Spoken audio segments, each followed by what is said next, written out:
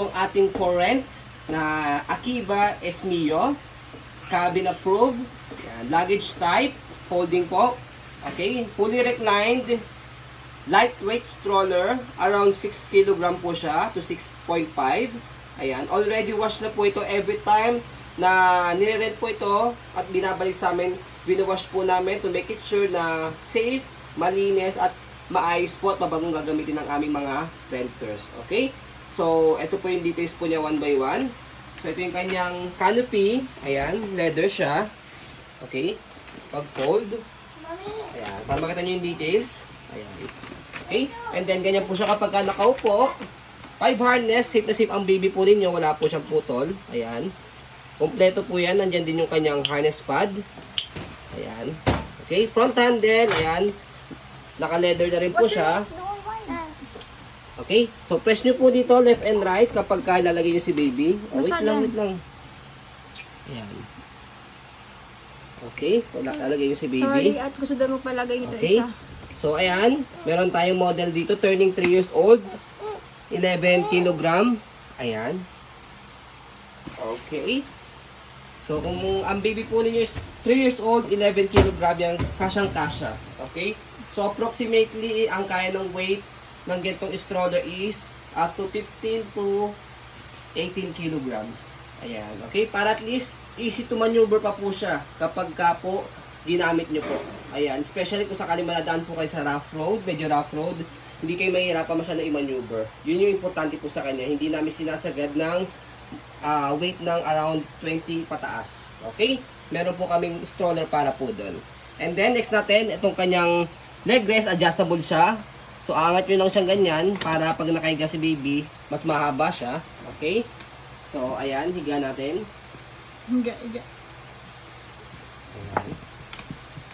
Ayan, higa ka baby. Ayan. Okay, ang haba niya for 3 years old, sakto-sakto. Ayan. Okay, kung medyo mahaba naman ang paa ni baby, pwede nyo ganyan, dito sa footrest niya. Okay? So, ito po yung condition ng kanyang paa. Ay, may paa tuloy. Ang wheels niya. Ayan. Okay. And then, kaya meron kulay puti dito. Pwede nyo po yung ibaba. Yan. Ang purpose po niya, kapag binaba po ninyo, kapag i-heli nyo si baby, okay, is one way siya. Yan. Hindi siya naka-rotate. Yan. Sakaling inaantok siya, nakatulog si baby para pwede siya i-heli. Okay. Next natin, yung kanyang kabilang side ng body frame sa right side. Yan. Okay. So, next natin, yung kanyang gulong.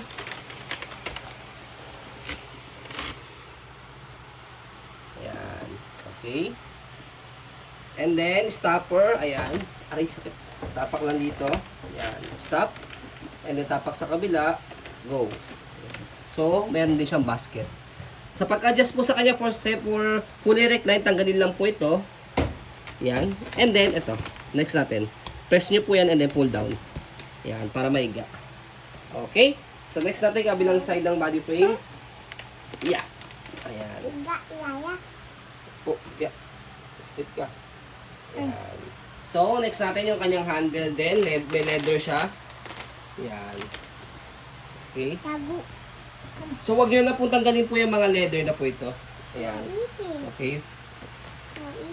Naipis dyan. Opo. Ayan, okay? Okay? And then, next natin, turo natin sa pag-fold po sa kanya. Baba ka na. Okay, ang gandaan dito sa pag-fold po sa kanya. Thank you, baby. Oh, go muna. Ayan, ang ginagandaan sa kanya sa pag-fold, luggage type po siya. Easy to fold, easy to open. So, sa handle, slide and press. Ayan, pagka na-slide and press nyo na po siya, okay, pull down. Pag na-bend na siyang ganyan, yung front handle niya, compress po ninyo, and then, di natin lalak ito mabuti. Yan. Meron siyang lock sa gilid. Ayan. So, kung gusto niyo po siyang hand carry, pwede naman. Pero kung ayaw niyo po siyang bitbitin, luggage type po siya. Yan. Ihilayin niyo lang po siya. Kahit hawak niyo po si baby, kayang-kaya. Hindi mahihirapan si daddy, si mommy, na dalhin po siya. Okay? Kaya ganito po yung mga pinapalit namin, luggage type or cabin. Okay? So, ito po ay magkakaroon tayo ng rent sa Mindanao, sa Davao. Okay?